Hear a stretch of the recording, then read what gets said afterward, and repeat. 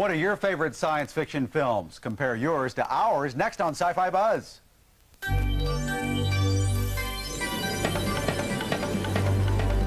This week we're buzzing with the hottest special effects man in the business. We've found Lost in Space favorite Marta Kristen, 5 of the top sci-fi films ever made, and Harlan Ellison's commentary. We have a great many writers who write television now who are base all of their knowledge on sitcoms. They don't read books anymore.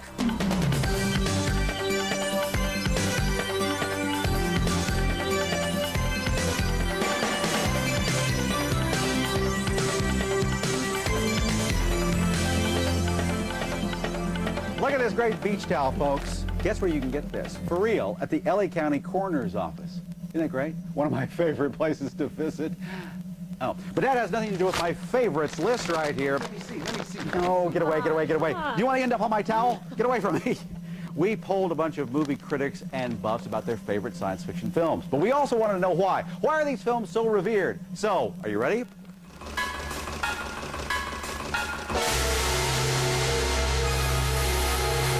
Ask science fiction film aficionados to name their favorite sci-fi movies of all time, and you'll hear some of the same titles over and over. A handful of films have become science fiction classics. We took the 5 we heard most frequently and tried to figure out what makes a movie a sci-fi classic. Who are you? I'm Dr. Hill from the State Mental Hospital. I'm not insane! Let him go! The 1956 version of Invasion of the Body Snatchers is often cited as a sci-fi masterpiece. It's technically a straightforward B-movie that relies on believable characters, and the somewhat plausible premise scares the bejeebers out of the audience. Jack! Jack!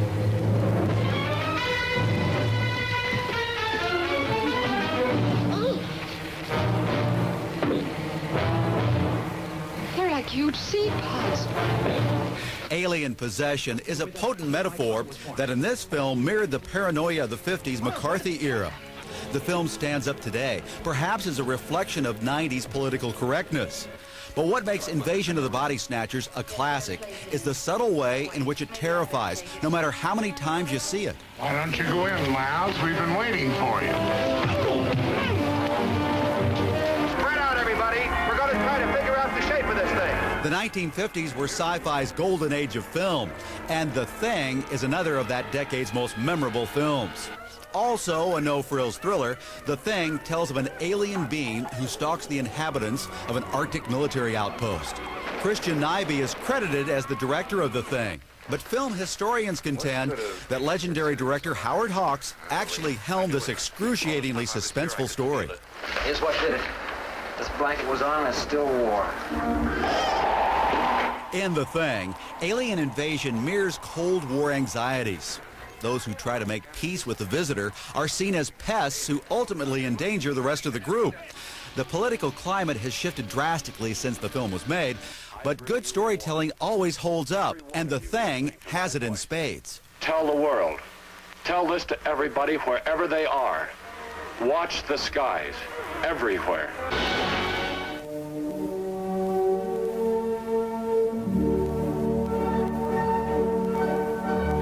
Some films are revered because they are faithfully adapted from the source material. That could be the case with 2001: A Space Odyssey. After all, it's one of Arthur C. Clarke's top 10 picks. But there are many other reasons why this film has become a sci-fi classic. How would you account for this discrepancy between you and the Twin 9000? Well, I don't think there is any question about it. It can only be attributable to human error. Directed by Stanley Kubrick in 1968, 2001 ignores cinematic conventions like structure and plot. Instead, the audience is propelled into the future to ponder the metaphysical and philosophical mysteries of space-age man's place in the universe. With its wondrous visual effects, 2001 pushed the edge of the movie-making envelope to such a degree that it revolutionized the whole genre. This conversation can serve no purpose anymore. Goodbye. Hal? Hal?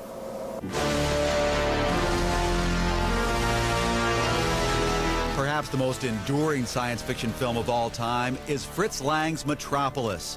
Made in 1926, this German silent film depicts a future in which downtrodden workers rise up against their elite rulers.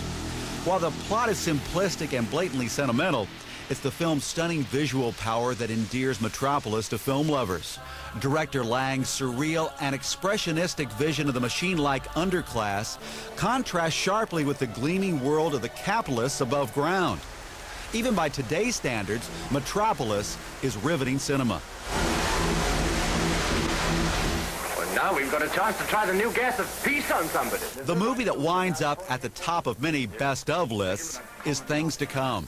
This audacious 1936 film depicts H.G. Wells' utopian prophecy. It opens on the war-ravaged near future and closes 100 years later with an enlightened pro-science society launching the first humans into space. Things to Come broke much new ground in terms of sets, models, and special effects, and was one of the most expensive and ambitious films of the 30s. Curiously, it failed at the box office. But among science fiction fans, Things to Come lives on as one of the boldest films ever made. There they go. That faint gleam of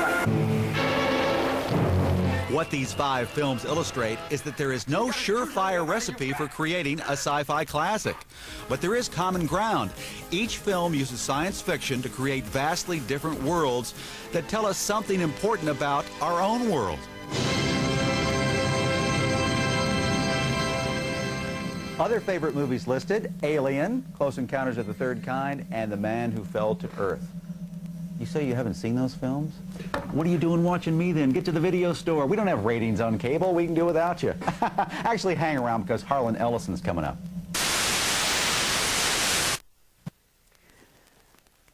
I was lecturing at State University of New York in Stony Brook a few years ago.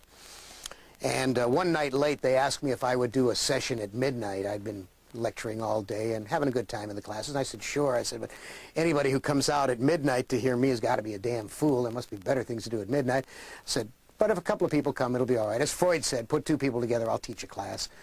Well, midnight came, and by George, there was a full room. It was jammed to the walls. People were sitting chock-a-block. And I started talking, and I began reminiscing and ruminating and talking about this, that, and the other thing. And one of the things I said was, I'm going along, and I said, blah, blah, blah, something or other about Dachau. And I went on a little longer, and a young woman raised her hand in this crowd. And this was a science fiction crowd. This was an audience of people who are supposed to be fairly literate and supposed to be fairly smart. And she said to me, and this was a young woman, maybe 21 years old, 21, and she said, you named someone a few minutes ago. I didn't recognize that name. Who was that? And I said, a name? I don't. Which name do you mean? I mentioned a lot of names. She said, well, somebody like Dachau. And I said, Dachau? Do you mean Dachau? That's the name you didn't recognize? And she said, yes. Well, there was a gasp from the maybe 200 people sitting there. Now, to their credit, at least half of them understood. The other half were totally bewildered. And so I began getting a very strange, dawning awareness of something. And I said, how many of you here don't know who I mean when I say Dachau? And at least half, 100 people, raised their hands. And I was appalled. I was saddened and appalled. And I said, folks, Dachau was one of the most notorious, infamous Nazi death camps of World War II. Millions of people passed through there and wound up as smoke, or little bars of soap, or lampshades. Dachau is a name that should live in infamy forever. People who read science fiction should have a sense of historicity. They should have a sense of the past. They should abide by Santana's adage that those who do not remember the past are doomed to repeat it. I said, how can you not know the name Dachau, Buchenwald, Treblinka, Bergen-Belsen? How can you not know this? Well, it was, I guess, the first time that I realized we suffer from something called cultural illiteracy. And it assails the world of science fiction as much as any other genre, as much as any other world, any other milieu, any other purview. We have an increasing number of people who forget the past. That's why we have skinheads. They don't believe World War II happened. They don't know about the Vietnam War. They don't know there were 2 world wars. The only reason they might know is because they have a Roman numeral. They know 2 came after 1. And to them, the war in Vietnam is as distant as the Wars of the Roses. This is deadly for the field of science fiction, and deadly for writers, Because if writers cannot use the reference that they need to make a point, then they are going to have to write down to the audience, and the audience becomes culturally more illiterate, steadily and steadily. We have a great many writers who write television now who are base all of their knowledge on sitcoms. They don't read books anymore. New York editors who have no history of what has gone before in the field, and they sell you mediocre writers month after month instead of reprinting Kuttner and Simak and Lee Brackett and Ward Moore and Alfred Bester. And I tell you truly, those who forget the past are doomed to repeat it. On this week's Buzz Best Bets, we'll check out some phantasmic fright books and a compact disc that's out of this world. There is nothing wrong with your television set. Do not attempt to adjust the picture. For those looking for a brief reprieve from the Idiot Box, Crescendo Records has released the haunting music from the classic sci-fi series, The Outer Limits.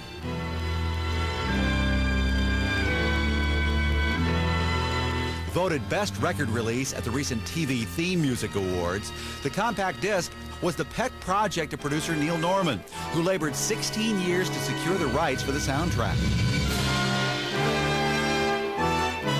The classic score set a standard of excellence by which other sci-fi soundtracks have been judged ever since. And if you've reached your limit on sci-fi sounds, Phantasma Books has come out with 3 perilous publications to feast your eyes on. The book should please the demon and vampire and monster buffs everywhere. They serve as mini encyclopedias that take the reader on a detailed journey through classic genre films. Collectors will want to pay particular attention to the giant monster movie book. Phantasma is planning to change the book's cover art, and this first edition is bound to be a collector's item. Phantasma Fright books are available at comic retailers and bookstores nationwide. Those are this week's Buzz Best Bets. A quick quiz for producer Susan Hyman. And if she doesn't get it, she's fired. No pressure. Who is the hottest special effects man in Hollywood right now? Come on. Mike Jarek. No, I'm flattered. No, actually. What is that? It's that mummy. I swear it is. Disgusting. Let's get rid of it. Boy, the more it decomposes, the uglier it gets, and the more it stinks. Must be worms. Anyway, back to this special effects guy. Richard Edlund, right? Right. Is the hottest in town. But believe it or not, a few years ago, he wanted to bail out of this entire business altogether. What happened? I'll tell you what happened. Please. The digital revolution. As a master of special effects, Richard Edlund has worked his wizardry on everything from the Star Wars trilogy to Alien 3. He says the technical challenges posed by Star Wars initially panicked the effects industry. But in the end, Hollywood emerged as the international effects champion. When Star Wars came along, I looked at the script, and it was just impossible to do it without creating a whole new technology. And the thing is that there was enough money in the budget to develop a whole complete photographic system. Though he readily admits that he's immensely proud of his work on Star Wars, Edlund says it was a scene in another genre classic that offered him his biggest challenge. When I receive a script, read the script, you have no idea what you're up against. And you turn a page, and one of my favorite examples of this is the $250,000 sentence in Poltergeist, and the house implodes. Not explodes, implodes. There's a big difference. And that, so that really triggers this kind of, tornado of ideas of how you're going to accomplish that and how you're going to make it look realistic and acceptable to the audience. In 1983, Edlund formed Boss Films, now a world-class operation that created the visual effects on sci-fi stunners like Ghostbusters and 2010. At Edlund's insistence, Boss Films has eagerly joined Hollywood's digital revolution. We would get to a certain point with a shot, and you couldn't make it any better because the technology and the means that you had to work with just would not yield that last few inches that you wanted out of it. We now have the digital technology available to us in a lot of areas, so we can combine that with the old-fashioned techniques. Boss Films' Oscar-nominated work on Cliffhanger illustrates the significant effect the digital explosion is having on the film industry. The audience is not aware of the fact that all of the actors were wearing safety cables, for instance. Sounds simple, but without the technique of digital wire removal, which is a very simple thing for the most part, they wouldn't have been able to do Cliffhanger, period. Okay, now swing as hard as you can. Push! The fact is that you wanted the audience to believe that Stallone was actually in peril of falling a few thousand feet to his death at any point. So there were matte paintings of mountain tops. I mean, it's expensive to do a visual effects shot, but you can get a shot that you couldn't possibly get otherwise. Computerized imagery is also the order of the day in an area that has proven especially lucrative to Boss Films over the years: commercials. Well, are you just going to stand there, or are you going to pick it up? Recent projects include the Bud Bowl ads that ran throughout the Super Bowl and a commercial featuring the MGM Grand's colossal lion traipsing down the Las Vegas Strip. As if feature films and commercials weren't enough to keep the company's plate full, Boss Films has entered the thrill ride business. Over 1 million people lined up to see their debut effort, Journey to Technopia, at last year's Expo 93 in South Korea. It's pretty amazing that you can take people out of reality, put them into surreality, and then deliver them back out the door and with a little adrenaline. And no one does that better than Richard Edlund. Marta Kristen is lost in space no more. We've got her next. I don't get this whole Barney thing. It's alien to me. This is Barry calling from New York with a tip for all Next Generation fans. I found out that when I bought the novel of All Good Things at a Walden bookstore, they gave away 4 Skybox trading cards free. I don't think there's any doubt that the cards will be worth something in the future, because the Next Generation is definitely fading into TV history.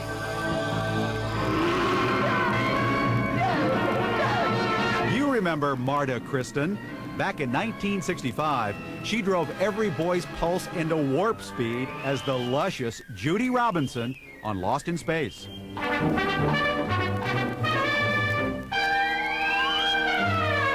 For 3 years on the CBS network, Marta Kristen, as Judy Robinson, was the apple of her space family's eye. Oh, it's your favorite. Little hearts of cyclamen and mixed greens. And she set alien hormones aflame. You are the one. It is you who will be our Miss Galaxy.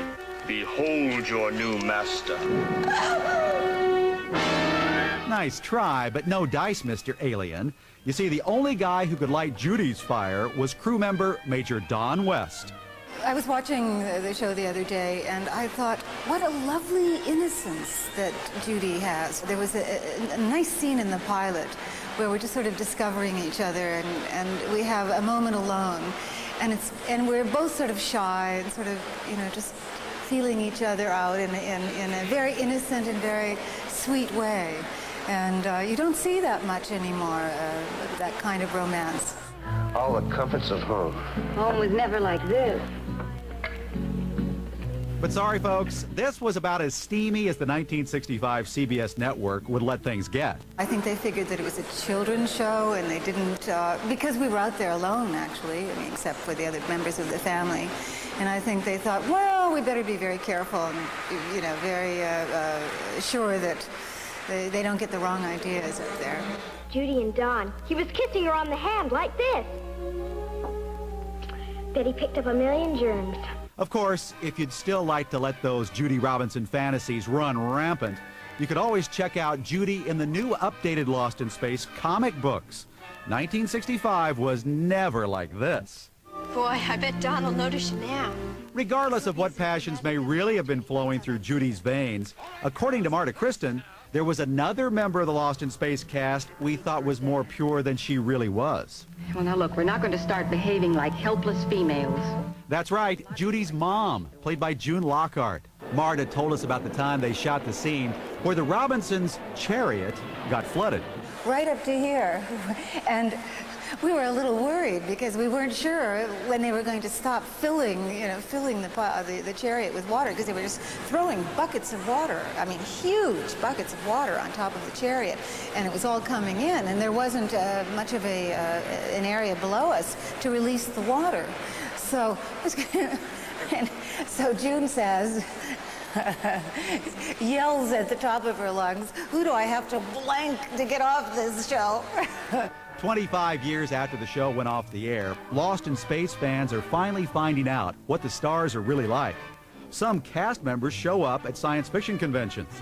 Marta Kristen now spends more time with her family than she does performing, although she does keep busy by doing theater in the Los Angeles area. And you? Well, if you want to get lost in space with Judy Robinson again, or for the first time, you can find the show daily right here on the Sci-Fi Channel. This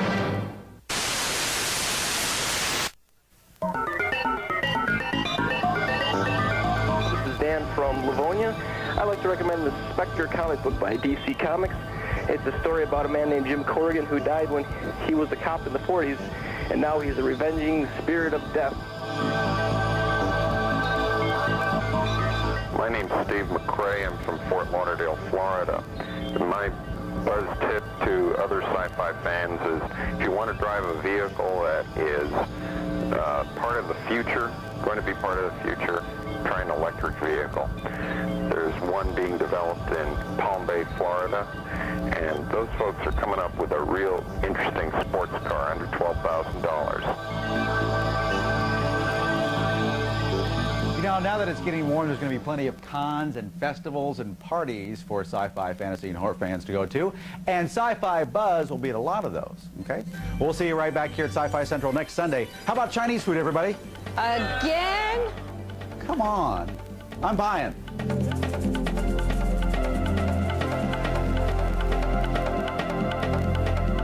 Watch the mysteries of the universe unfold as the Sci-Fi Channel takes you on an amazing journey through the cosmos. Inside Space, tonight at 10 Eastern. Now, stay tuned for Mysteries from Beyond the Other Dominion. Next.